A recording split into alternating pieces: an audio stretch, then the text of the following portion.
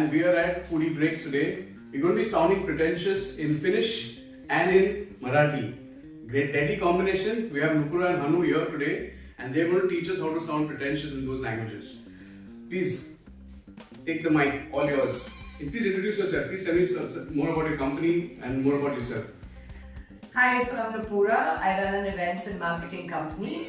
I work with clients from women's hygiene products to F&B to corporate event product launches, and that's about it.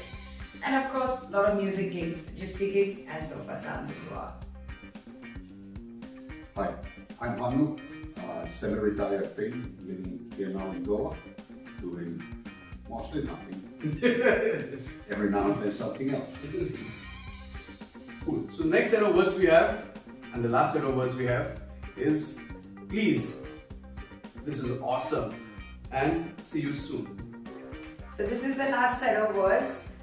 So it goes Krupaya, Hadvitya hai, and as they say in Marathi, Lokal Betiya.